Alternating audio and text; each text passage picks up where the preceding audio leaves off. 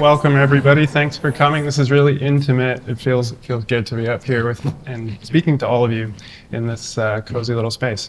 The evening is The Future of Art in Urban Spaces, a discussion co-hosted by ERA Architects, the Power Plant Gallery, and Alex Bowron. We all put the thing together. And what we're going to talk about tonight is the needs of cultural spaces in Toronto and some concrete ways that we can all leave here tonight and better support them. I'll just say a little bit about ERA, where I work. We're an architecture firm, a cultural planning firm, and leaders in maintaining, expanding, and transforming new and existing spaces across Toronto and Canada. We worked on the Museum of Contemporary Art, the Art Gallery of Ontario, the Corkin Gallery, the Rome, Paradise Theatre, Carlu, and other spaces.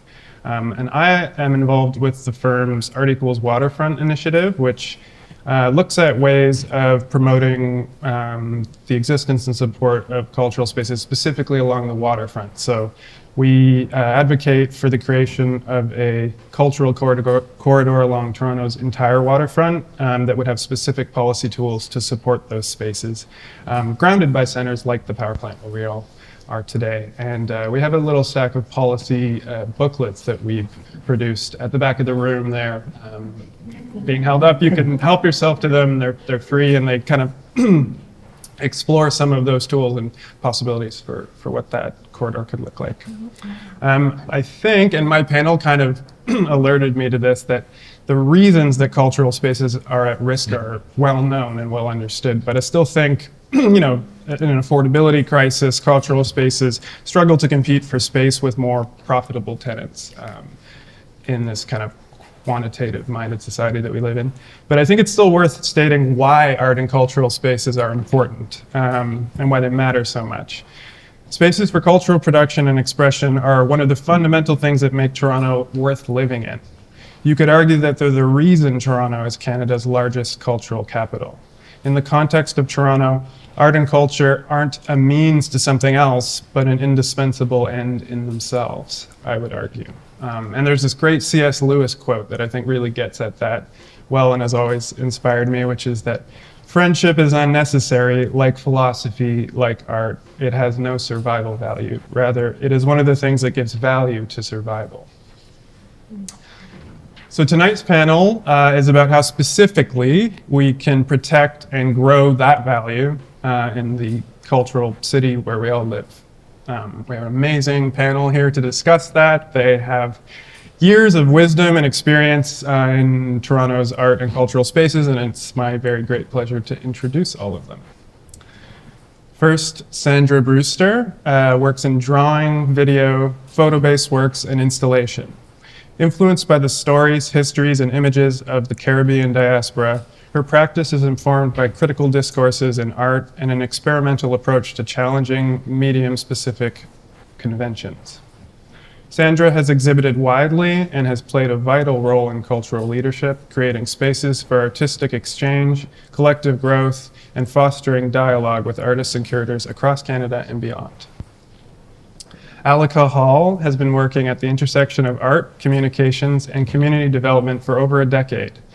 Since 2018, she has been the executive director at NIA Centre for the Arts, where she oversaw the center's renovations into a 14,000 square foot facility, curated their first art fair, doubled the operating budget, and raised $12 million in capital funding. Her curatorial practice is driven by a desire to explore identity and power, excavate lesser-known stories, and a commitment to expand visual narratives surrounding the Black experience. Philip Leonard Ocampo is an artist and arts facilitator working in painting, sculpture, writing, and curatorial practices. Exploring world building, radical hope, and speculative futures, his work embodies a curious cross between magic, wonder, and the nostalgic imaginary. Philip holds a BFA in Integrated Media from OCAD University and is one of the 4 founding co-directors of Hearth, an artist-run center in Toronto that provides space for projects that value collaboration, experimentation, and community. Last but certainly not least is Alex Bowron, my co-facilitator, who is a writer, curator, and art advisor. She has held numerous positions in the art world, including assistant curator for EQ Bank, auction director for C Magazine, which I heard is running into some trouble. So kind of fresh news from today. director for the Gallery Nicolas Robert, and programs and partnerships manager for the Canadian Art Foundation. Alex is a fierce supporter of the arts, focused on projects that build new audiences and help to cultivate a thriving art ecosystem in Canada. So their experience is diverse. It covers different kinds of spaces with different needs across the city, across time. And so we want to talk about the present and the future. So I have some questions to get us started. Maybe let's just give them a round of applause. I've got a few questions, which I'm sure they're going to dig right into, and then we'll do some good kind of discourse with all of you and questions and discussions and stuff. And I think we should wrap up around 7:30. It would be really great if we could just start with each of you talking about the spaces that you currently work in and what works well with them, what are some challenges maybe you've encountered, and how did you meet those challenges, or how would you like to meet them?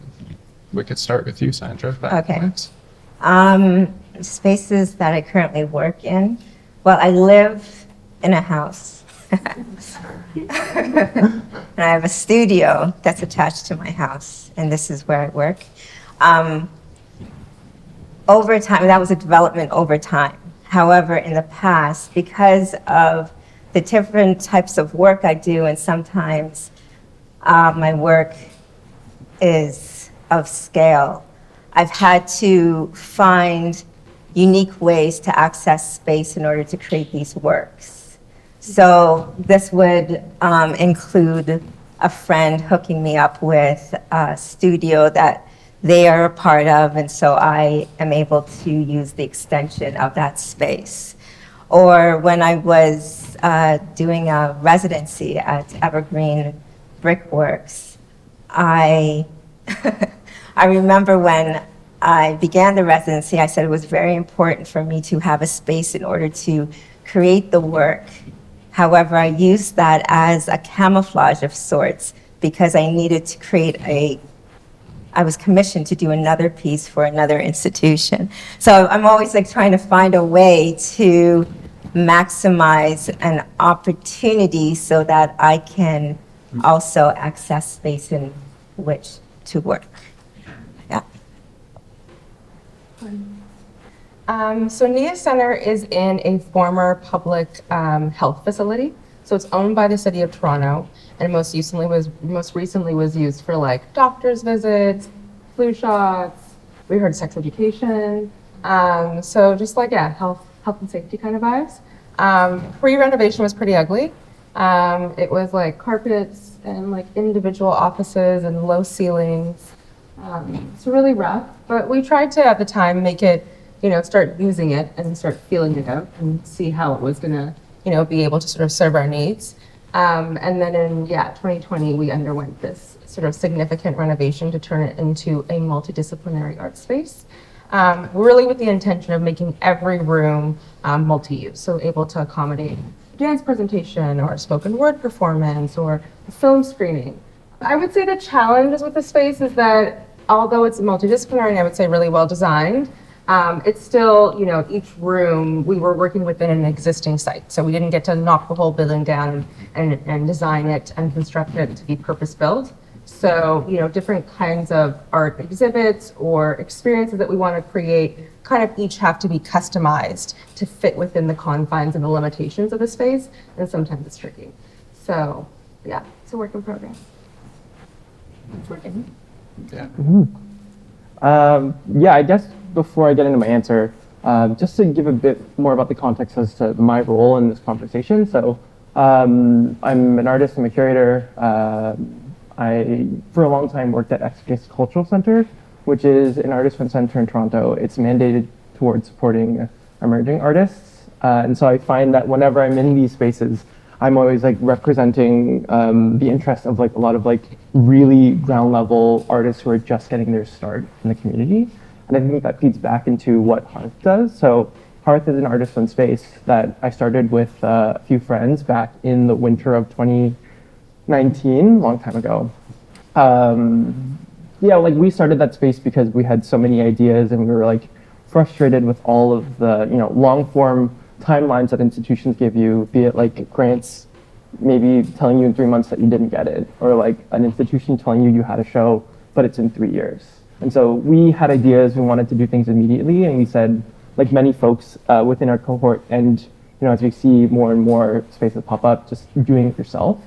I think the real great part about that is Hearth, we've been able, as a completely self-funded space, to be many things. Hearth has gone through many iterations through the years, from a garage to being evicted from the garage and doing projects in a remote sense, or like being guest curators or working remotely, to being in a space now that's at Lansdowne and St. Clair that is in a building that has a bathroom.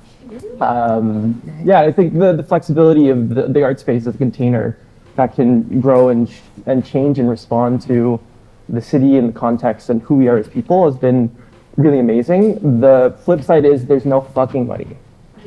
And that is always, it's a blessing in some ways. It means that there are no expectations aside from what we set for ourselves, but it means that it really limits the spaces that we can access and what we can do.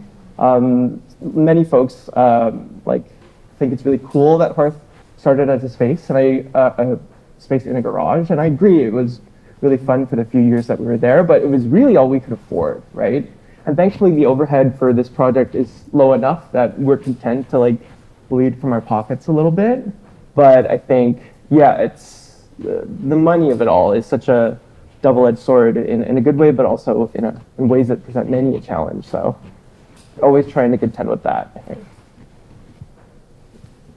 I currently work out of my living room and coffee shops and sometimes bars, but I have worked in many spaces across the city. I've renovated spaces. I've worked in spaces where the ceiling kind of crumbles every time someone above you walks. That was at the Canadian Art Foundation in the Robertson building, which was actually a really lovely building in many ways, but even that organization, many of us had different levels of understanding about it. But, our desks some of them were made out of doors, and that was, a national nonprofit arts foundation. I've worked, galleries pop up wherever they can, when there is a little more money, although there often isn't as much as there needs to be. And I've worked recently, and when I was working at EQ, in this tall office building, brand new building that EQ just moved into when I started the contract. And that I'm bringing up because the first few times I was in that building and I was on the, can't remember now, 15th floor, 14th floor, which is where we mostly were, but looking out the windows up there was really revealing and eye-opening to me, because you have an expansive view of the city from up there that I had never experienced before in the spaces that I've been working in. And it very much affects the way that you feel about your position in the city, the ambition and the sort of feeling of that you can maybe kind of get a grasp of the city from these high heights. And it really made me feel like, hey, I can kind of do something from this vantage point, you feel more powerful when you're up high. At least I did. And that was just, every other space has been certainly not any higher than a couple stories. Usually I've worked in places where I can't even see daylight. So yeah, space obviously really affects our psyches and our mental sort of the space we have mentally to conceive of possibility. So that's something I also think of when I consider the spaces that we operate in. Yeah. That's such a perfect segue into what I want to talk about next, which is geography. Toronto's got this, perhaps not unique, but it might be, condition of being like an amalgamation of 6 municipalities, 5 of which were completely suburban-ish, York and East York, maybe it's debatable, but certainly the other 3. And so you have this large city area-wise that has a large population, but the vast majority of it is very, it's not dense. It doesn't have density. And if you look at mapping of cultural spaces, they more or less cleave to that trend. And so I'm wondering, from all of your perspectives, and I'm guessing it's going to be something in the middle, but do you think it's important for cultural spaces to be spread out evenly throughout the city? Or do you think there's value in kind of like clustering them in certain parts? And obviously that ties into transit and other things, but I wonder, like, do you think cultural spaces should be local or should they be destinations in the context of Toronto? These questions are very interesting. You know, I remember, because I'm just listening to what everybody is saying and how, you know, the projects that you work with and the reasoning behind that, right? And I remember a time when, you know, I'm a young artist and I'm trying to be part of the fabric of the city in which I live, right? I was living in the Junction Triangle area, and at the time there were a lot of activities happening to enliven the area through art. However, I did not see a lot of people, it wasn't very diverse in the, you know, in the fabric of like artists who were showing in all of these different, you know, activities or actions. And so I had started an exhibition at my house called Open House. And I would just talk about it. I would just claim it was, you know, an exhibition of work by artists of the Junction Triangle. And I did that for 3 years. The second year it became of, you know, Toronto. And then the next year was the same thing of like the Toronto area. And when you come to that show, the majority of artists were Black artists, and then our friends. We had, the basement was full of artwork, the backyard, the main floor was full of work, and we had up to like 500 people that would flow through this house. The last show had 26 artists, the first one had 15, the next year was 16. And I'm just saying that because when you talk about geography, for us, it wasn't really about, we never thought of, you know, how is the city working, like in the clusters and all of these things. We had these ways of just creating actions just for the mere fact of having it there. Like, you know, when you're, you know, we just wanted to be part of something, and so we were creating it on our own, right? We would plan it, and we would, you know, we would all engage, and we would invite the world, and it was just about getting something done, right? And so, and people come from everywhere. I remember this woman who was living around the corner. She had just moved from New York, and she's like, oh my God, I'm experiencing Brooklyn again, you know? So it was that type of thing. Like for me, I think that, I never think in these ways of where in the city that we need. I just think that it would be great if we have, right? So, yeah. I think it really builds on an important tradition in the city that's becoming more difficult to create your own spaces in unconventional spaces. Yes. And we just don't have as many spaces that are, you know, ones that we can take over, that are empty, that are underutilized, that are accessible, that are affordable. And I feel like, you know, everyone's kind of touched on that ability to work in a space that is, you know, able to be reconfigured for art presentation in different ways. And that feels like it's becoming harder and harder in the city. And so there is the official sort of like cultural infrastructure that's supported by the city and the province and, you know, levels of government and private sector, et cetera. And then I think there's also a need and an important way in which we utilize underutilized spaces and, you know, repurpose them for artistic presentation in fun and interesting ways. And that I think is one that's really, we're missing out, and it's impacting the culture of the city.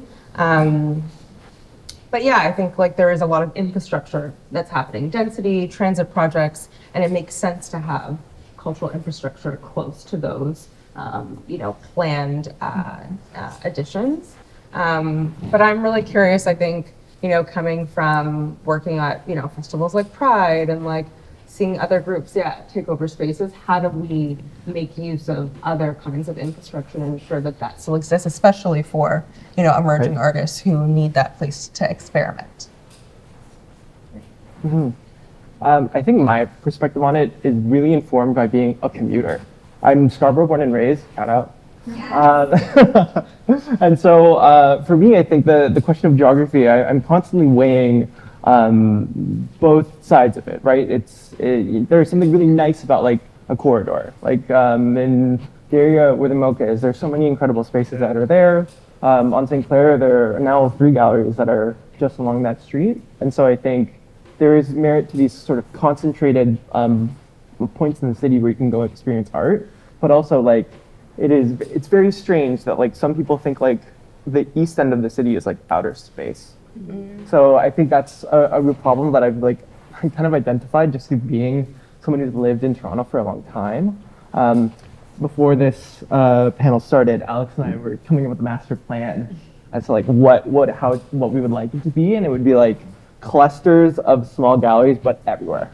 You know, like it's just a real like tree root branching out of all these different spaces. But I think the real problem is, to go back to what you were saying, transit is not great in the city, despite work that they've been doing, question mark, about it for a while now. And so I think that also feeds into people's unwillingness to go different places, to go, commute out to like Hamilton or like Vaughan. But from my experience being an artist as well, so many regional galleries like are really well resourced and are doing incredible things, but it's just it's hard to get to them too. So I really believe in these clusters, but also that art should be everywhere. You said it all pretty much. Thanks a lot. You have anything to add to that? Because we have a master plan going. I mean, just to also respond to Sandra, like I increasingly do think of the bigger picture. That's from the vantage point that I am now at, having just sort of worked contracts for so long and in so many different positions. It makes a lot of sense to start thinking about the common needs, the common interests, the common challenges, because like when Sandra and I connected, because I've been considering larger scale spaces for larger scale events and alternatives, for example, to the convention center for larger exhibition spaces. And my neighbor happens to work at ERA, and it was a total coincidence. We were chatting, and I tell everybody about every idea I have, and he hands me this art equals waterfront document, and I open it, and I'm like, what? Like how someone's doing this work already. And ever since then, that keeps happening to me. I keep finding reports where, the province has been quantifying the economic contribution of culture to the GDP, and it's like in the billions somehow. And I'm like, how, or we'll talk about the culture plan as well today. Like, so I'm increasingly thinking about, to get more specific and back to the question, yes, organic, yes, that will happen. And of course, artists are going to work in the spaces they can find, that they can get access to, that they can afford, that are in proximate location to where they live. So that will happen. But then it's sort of like similar with galleries, right? Like galleries open where they can. They find weird little spaces. We all know this, the sort of basic language around gentrification, where there's a gallery that opens in this weird space no one else wanted to rent. They renovate it and they create this incredible culture around it, and then a coffee shop opens and a bar opens, and before you know it, the gallery can't afford the rent. And we all know this sort of, story. So another thing that we discussed was sort of like, just how do we now look at what has been happening and what we have, which is significant. I mean, the work and the cultural work in general, and specifically the art world in this city is phenomenal and globally relevant and engaged in a contemporary dialogue that expands well beyond Canada. So, and then we have this city, the city as in like the government and the planning around it. So passionate. Yeah, exactly. Yeah. Let's go. How do we connect these things, and so that the plans that the city is making and the work that is being done in the cultural sector, so that we can find a harmony around it. So whether it is hubs of some kind, someone like ERA who's in touch with some of these weird, underused, if used at all, heritage spaces like the silos at the bottom of Bathurst, which OCAD has just taken over part of it, maybe not the whole thing. things like the biennial that are also always looking for space and have utilized these sort of strange spaces specifically around the waterfront. How do we make that into something that's sustainable and that actually won't just be fleeting, that will be integrated into a plan that can feel less precarious so that we can all get back to work and not be constantly trying to find new spaces to work in. I just want to say that, in terms of planning and culture and space, there's some really smart people in this room at the city and elsewhere who are actively thinking about that right now. So I feel like that's potential for some great conversations in the questions and after. There's a reception downstairs where you should all join us, and it'd be great to talk more about that with them, because these are like the precise questions that they're tackling, and they're really smart. So another way that Toronto's unique is the rate and degree to which it's changing. Complete outlier in North America, I think by a factor of 5 in terms of level of development. So that means that the uses of spaces are in motion in a kind of unique way. What do you all think are some really outside the box or innovative approaches to using space given that context of that transformation that's ongoing and really nowhere near completion? And you sort of started to touch on this already, Alica. So I just wondered, like, wildest ideas that are grounded in reality. Which one is it? I can't promise both. Okay, maybe a grounded one would be, I find that there has been a mechanism through the city to encourage developers to look at how they're utilizing sort of the ground floor of new developments. If they want to, add more floors to a building, add more density, they do have to think about how they're going to animate that sort of ground floor and potentially give access to community.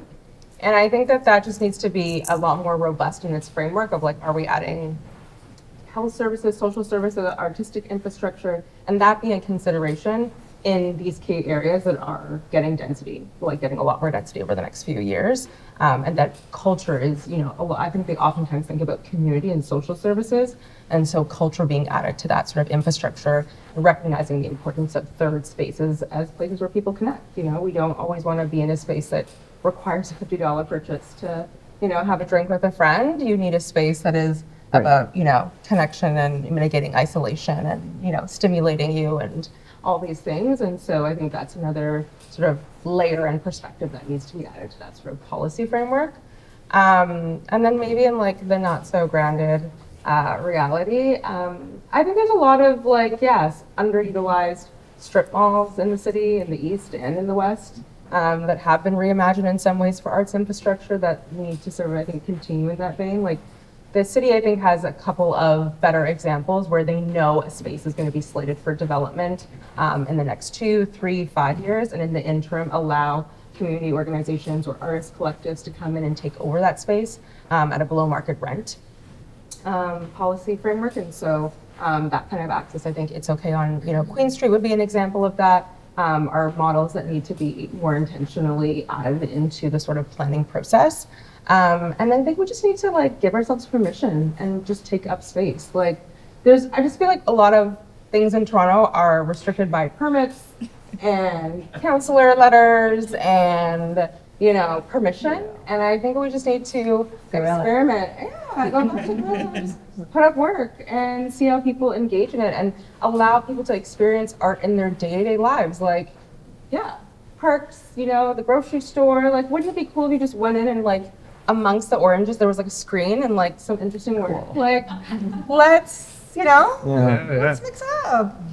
There's this great organization called Plaza Pops, which you might have heard of, which does exactly that with strip malls, but in the parking lots. Mm-hmm. So that was an idea some great people came up with, you know what I mean, and made happen. There's no reason I couldn't apply to other things. So we need a grant for that. Then we need Let's get right in. we need Yeah. We just need a program to apply to.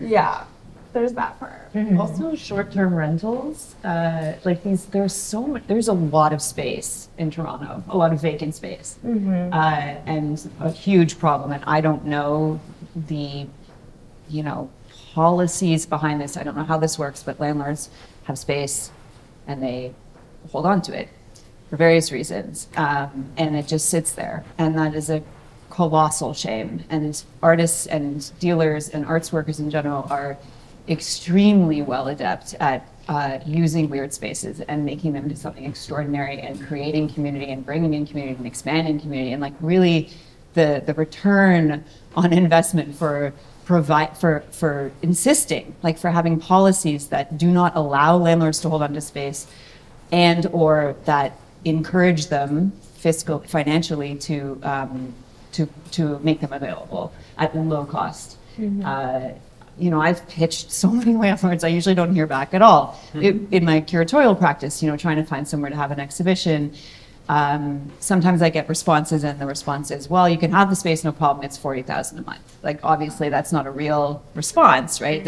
And then I'm approaching them increasingly like, look, I have high-end clients, like I'm trying to kind of, you know, pitch it in a way that is like, I will bring, you know, audiences to this space who are the kinds of people you want around, sort of thing. And it doesn't go anywhere, and there's no incentive. So why would it go anywhere, right? So that's a big one for sure. Do you think it's also because there's a strange perception of the arts world as being so moneyed, and so you're asking, like you're pitching something to a person who may have this perception that there's all this money in the art world? I think it's a combination because sometimes it's that, and sometimes it's the perception that the art world is weird and scrappy, and who knows what they're going to do. And who knows which one is it, right? Yeah. But it's often it's both. Yeah, and neither of which are really true. And we are our own worst enemy when it comes to sort of posturing as that, right? Like that's part of what happens in the art world. This is another conversation that needs to be had, but. The fact is that if you're fully transparent about the need, you can turn people off as well. So then you have to, I don't have to talk about on this stage that, right? Like, Just sexy enough. Exactly. Like, not desperate, but you know, your contribution could have a significant impact. Well, you're going to do it regardless, but you know, if you want to be part of this success, cutting edge. Yeah, exactly. Yeah. That's really interesting. Wow. Something like I've noticed a lot, at least in like the DIY sort of environment. I found that folks rent is expensive. We know this.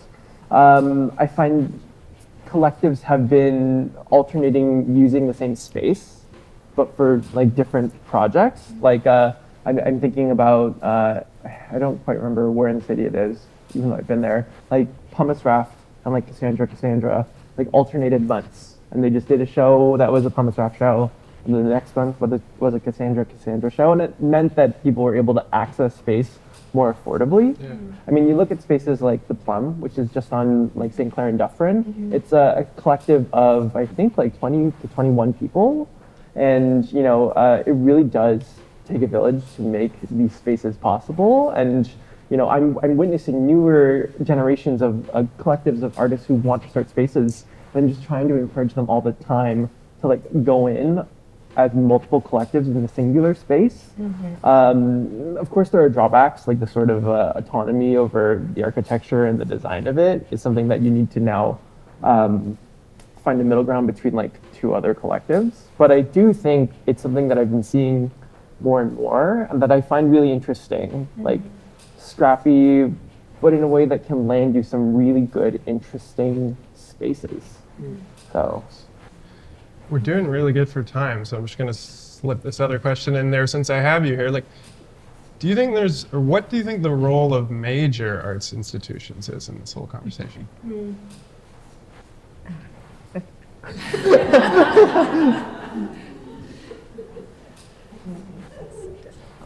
can take that wherever you want, or not at all. You can no comment that. It's just such a big, Yeah, it's hard. tough. well, they're supposed to represent us, the public. They belong to us. But we find time and time again that that's not quite what happens. So I think that's kind of why it's maybe a little bit of an awkward question for us to answer, but a really good one. Because like I believe that these spaces, you know, I'm someone who like some of my first experiences in art was at as a part of like the AGO Youth Council when I was in like grades 10 and 11, right? It's a space that should represent and like reflect its community, and we want it to be that. But I just find that like it's a question that's harder to answer, or harder. It's easier said than done, I find. But I do believe that it has a role to play within the lives of us.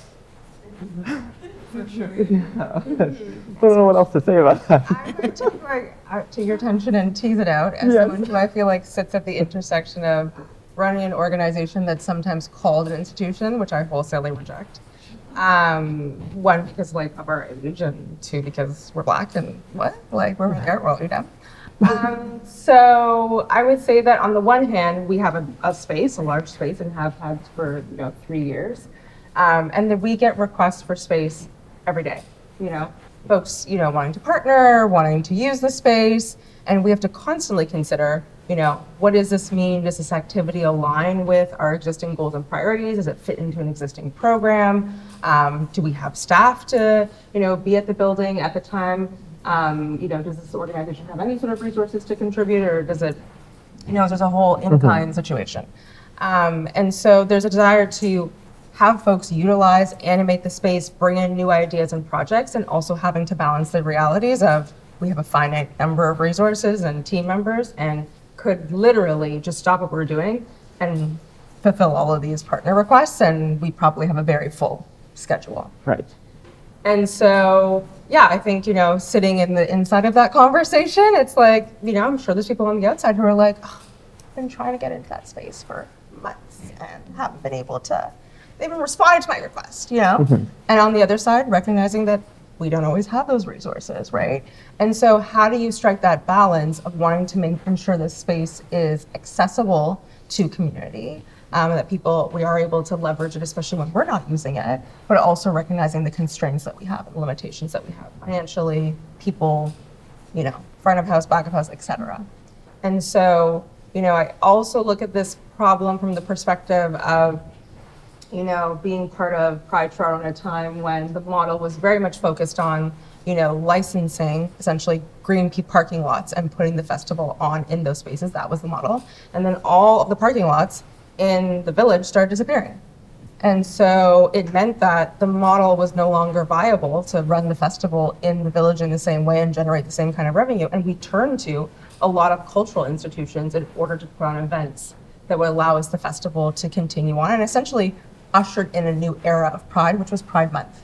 And so doing an event at the AGO, doing an event at the aquarium, doing an event at the ROM allowed for the festival to extend its footprint, and I think also allowed for queer voices and bodies and artistry to extend into the fabric of the city in a way that we hadn't really seen before. To see these institutions actually host and put on events and put up the flag was really significant and monumental as well. So I look at those case studies from inside the house and outside the house, and put that out there for discussion. But as you said, they are responsible, we are responsible, they are our spaces. And so how do they, shift into being responsive in this new world order where we desperately need more space? Yeah, these institutions are powerful, and I think they're able to do a lot. And I think balancing those expectations from all different directions is way easier said than done, for sure. Nice nuanced answer. That's great. Also, the institutions are also in a state of constant precarity within their own context, and there's so much complexity behind that.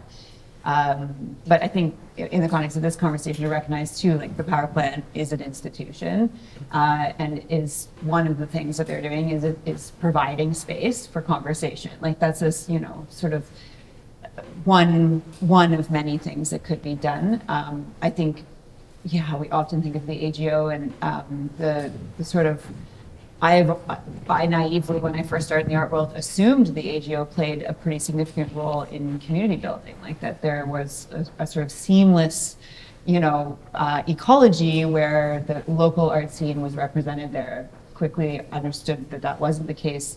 It happens on occasion, and again, my hesitation to get into this is that it's such a bigger picture conversation, I mean, we need healthy institutions. Yeah. Really, really bad. Yeah. Right? And health is a key thing. Like when I think about, you discovering the art, equals waterfront policy framework, it's like I'm also on the board of power plant. And, the conversations around the waterfront really have, quickened in the past few years, obviously as development plans get firmed up.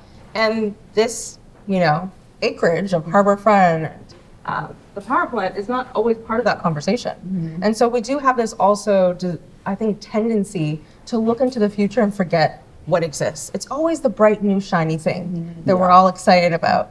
And then the existing infrastructure is like, well, maintenance, repairs, continuity, that's also important. And so I think, to your point, that holistic view of what does the infrastructure look across the city?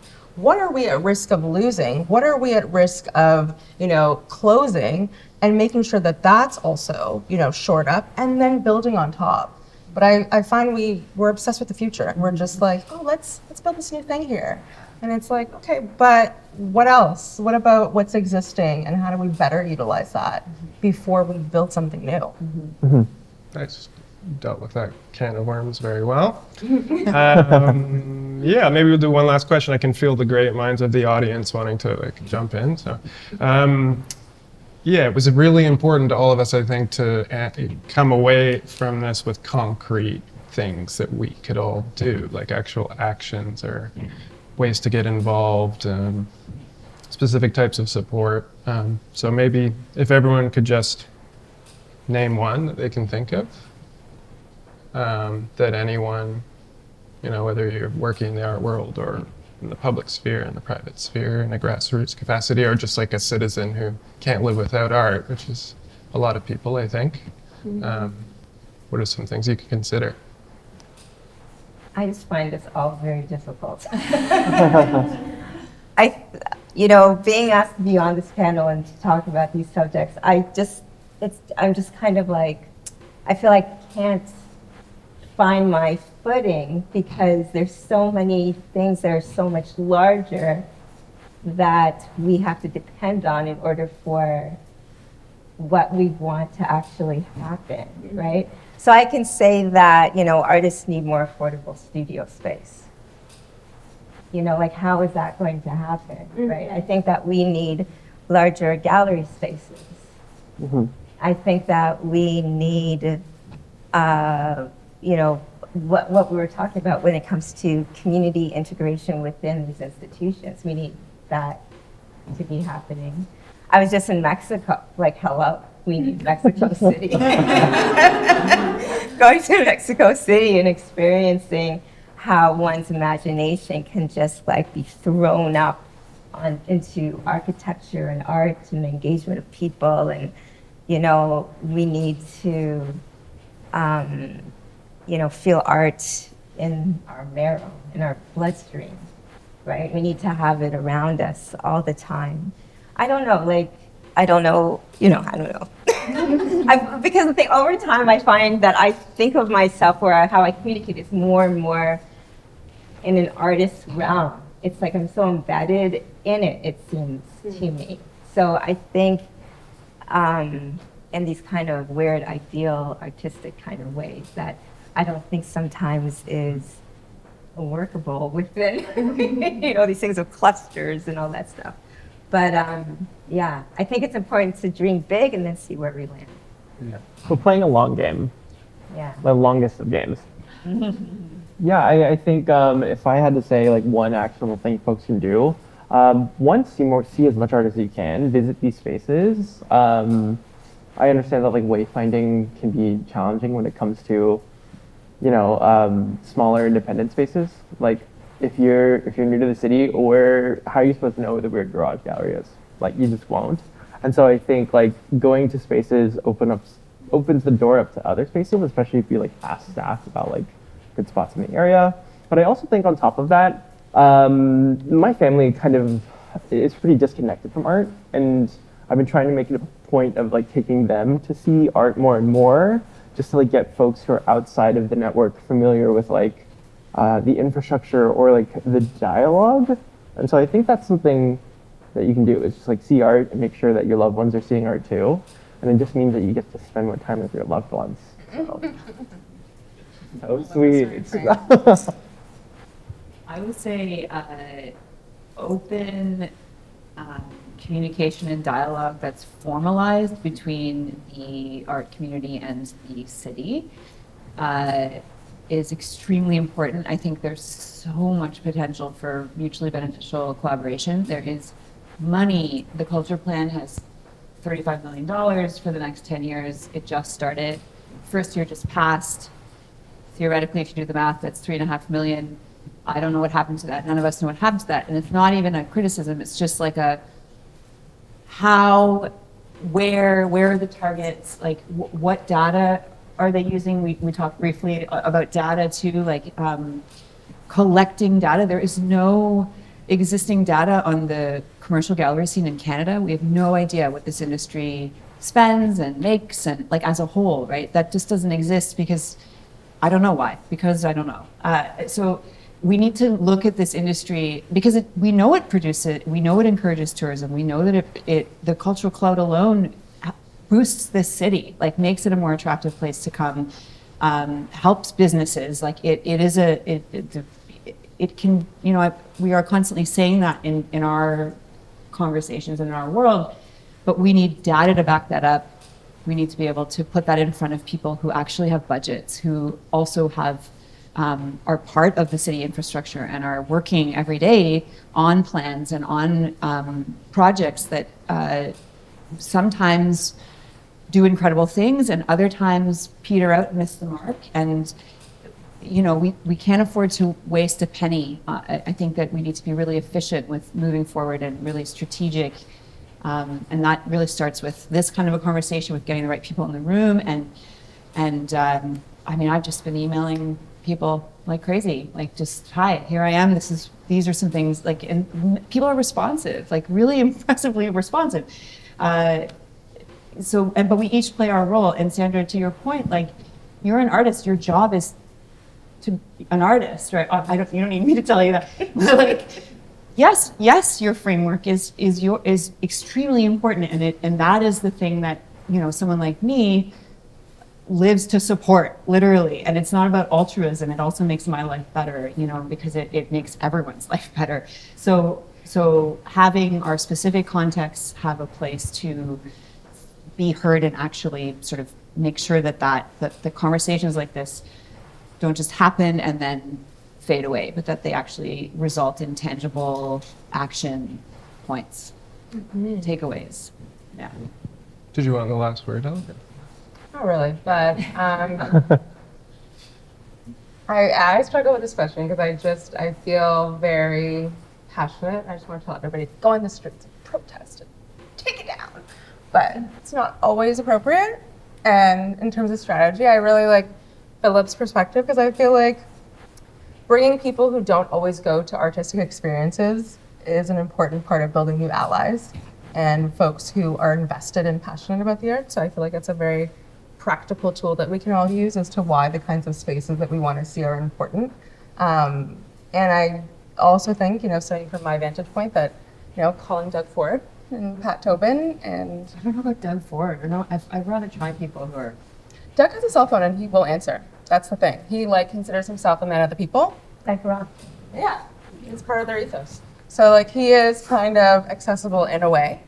And so that's why I specifically call Doug. Because he's also not investing in cultural infrastructure. Yeah. Evans did not, contribute to the center. He did not contribute to any arts infrastructure, capital projects. Unless you're building a road or a hospital, they're not really into it. Yeah. So I feel like it is important for us to invite folks who are responsible, who are accountable, who have a public purse, to events, to experiences, to be able to witness and see why this work matters, and to follow up with them relentlessly.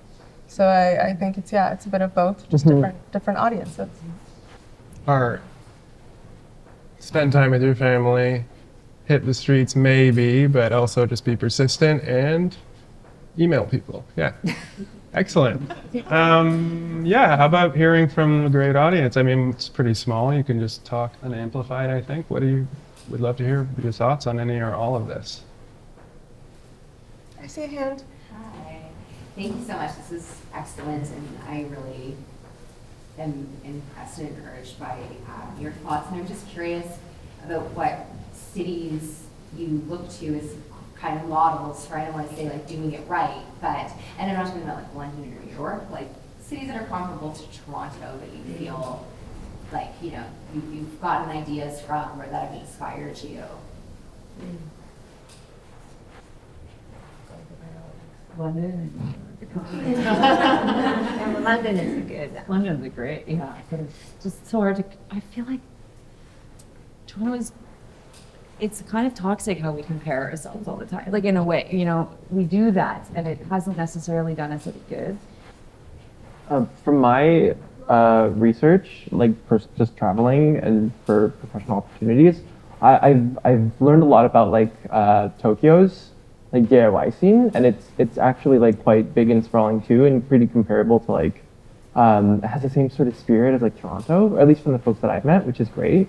I always come back to transit, right? Like it's easier to get around Tokyo. I think like Japanese transit systems are incredible, and therefore I think these sort of DIY or like smaller spaces are more easily, the movement and like the flow of seeing art in the city is really good, from at least from what I've noticed and experienced while I was there, that I like think Toronto could like learn a thing or two, but I don't know if it's an issue that like the artists can solve. We might just need to talk to the people who are like working for Metrolinx. I do want to challenge us a little bit on this though, because I feel like when we travel, we are willing to go further because we're free. Like we're on vacation, you know? Yeah, that's true. And so like I found myself in London traveling 65 minutes, happy as a clam to go to a gallery. And I'm like, why would I do this in Toronto? And no, That's true. you know, and I it's not that far, but it feels like a burden. But I do feel like we have to shift a bit of how we feel in our city and look at this from a place of like discovery and excitement and seeing something different and new. Because we do get a bit into the like, oh my gosh, it's so quick, and it's like, but you're still on that train for an hour. Like, Yeah. I mean, well, I'm also like a commuter at heart, so it's like I myself am like really down to go, but I just recognize like so many of my peers aren't. Yeah. So it's like hard to like encourage them to just like, and it's because I think transit could be better. Can be better. It's still could be Yeah. better. That's a fact. But I do see what you mean though. It's like being in a new place, it's like you're going, like I was in Japan to like do this, right? So you're right that there is some like inherent bias. Yeah. I mean, you know, it's like, I almost don't want to say Berlin because Berlin. And Berlin's not a great place actually, culturally, it's right now necessarily. But I will, you know, like many people in the art world, I have been inspired by going there, particularly because of their complete openness to using the weirdest spaces. Like something, I would love to know what the city policy looks like in that city, because just off the top of my head, like a pool, like an old community recreation center that was outside, the pool is just filled with sand, and then there's work on the walls. You walk into the pool, and then there's like, they have a rave, and there's a change room, and there's the bathroom. Like they use all this, you know, you constantly, if you're in Berlin, you end up in some place where you're following some hand-drawn map, and you're in, you know, you have to kind of climb over an old destructed building pile of rubble or whatever, and then you're like in this backdoor strange space, and it's amazing, and it's great art, and so there is something to be said for that, for like the red tape, the lack of red tape, right? The sort of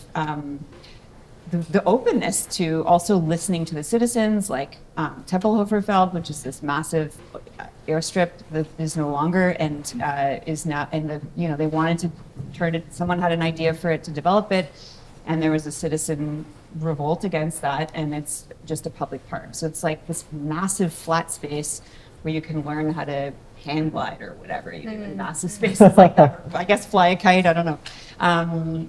Or have a rave or an exhibition, or so there is something. Yeah, it's also, yeah. We think we can learn, like Mexico City. Like Sandra and I were looking at pictures from her trip there.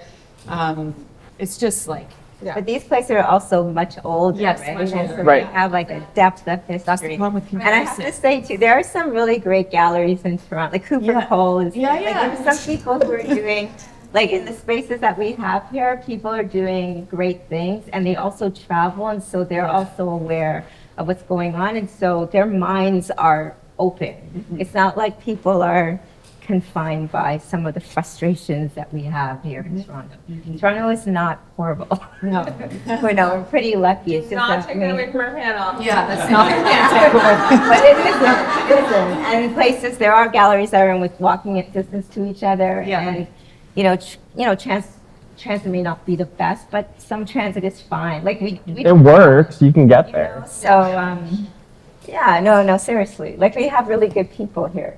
Too, Yeah. Right. So. There's a couple great galleries here tonight. This is kind of heterodox, but what about LA? Because LA is like typologically suburban, but culturally quite urban. Planners in the room can explain that one after, but I'm not sure. I like LA a lot, and I like its art scene, so I'm not sure what we have to learn from that, because there's no transit there, basically. Their transit is horrible. Yeah. Right.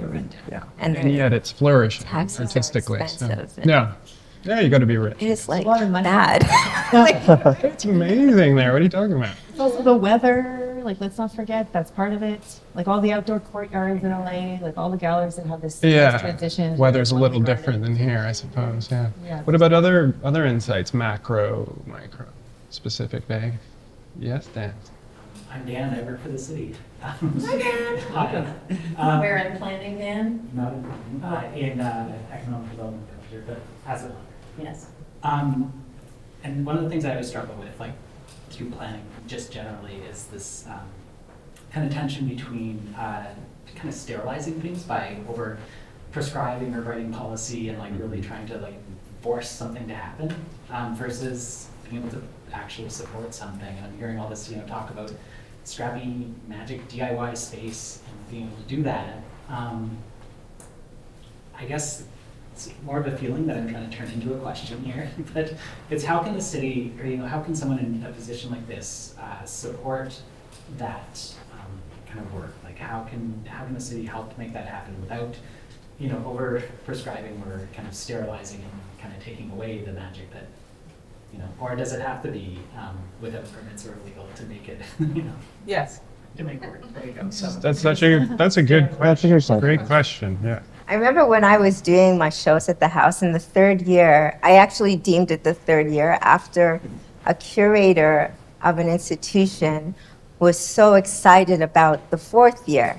And I thought, no, like this is not my, this is not like my calling to do these exhibitions in my home. And I thought, oh, no, this is the third year. And that's when all these people wanted to show. So that's why it grew to like 26 artists. But I thought that spirit and that energy that he enjoyed, he should have learned from that. The whole purpose was to expose everyone to what was already existing, but wasn't being acknowledged. And so once you see that, then you're like, you know what, this is what we should be doing in our institutions. And then you bring forth that same energy. And so how can these institutions, carry on that same kind of way, I guess? Yeah, I think that whispering things is really important. I think I have a few moles. I call them moles at the city that I call when I'm like, are we allowed to do this? Can you tell me who to ask about this?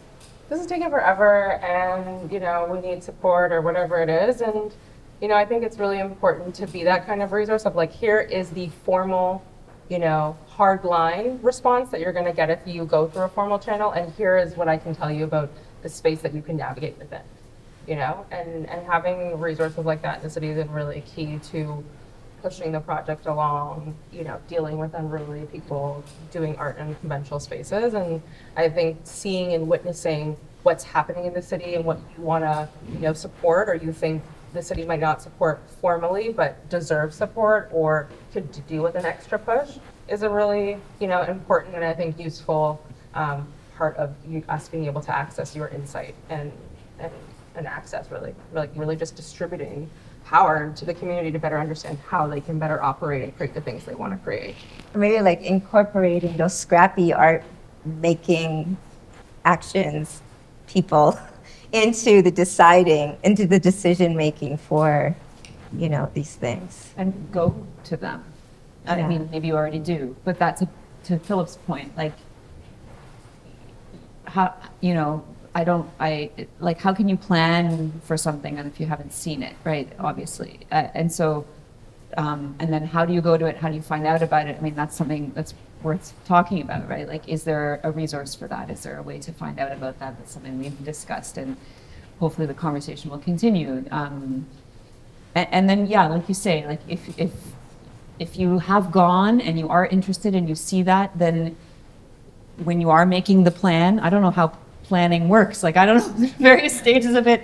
I know there are many departments, you know, and there are many planners and they're in different departments, and, you know, but when you're working on something, if you know that you aren't the expert or you don't have all the information, like, you sort of feel like maybe you're working a little blind, like, that would be the moment to start to try to figure out who you need to connect with about that. Because a lot of us, we don't even know we exist. You know, it took a long time for me to find certain people because we don't understand how the city works, and the city doesn't understand how we work, right? Yeah. So again, it's like that sort of dialogue, which individuals really have to be interested in doing that. Yeah. It's like grasping towards like reciprocal wayfinding, right? Like when you asked the question, I was like, I don't know the answer, and I guess like you don't know either. But like that's part of the fun, or like that's the opportunity now lies in just continuing the convo, which is very exciting. That's great. So just to follow up on like something that the city could do relates to the corporate tax rate. I mean, like many businesses, like a large part of my additional rent is to cover my portion of the commercial property taxes.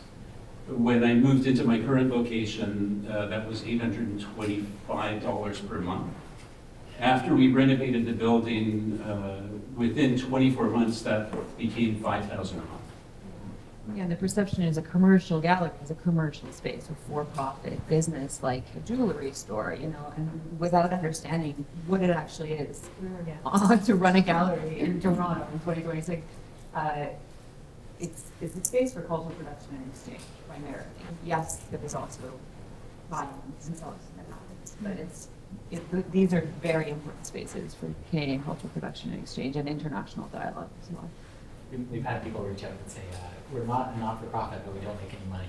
So, Right. That's real. Yeah. We should all sort of go downstairs and have a drink, and there's some light food and stuff, and continue talking about all of this, but that was fantastic. Thank you, all of you, so much for participating.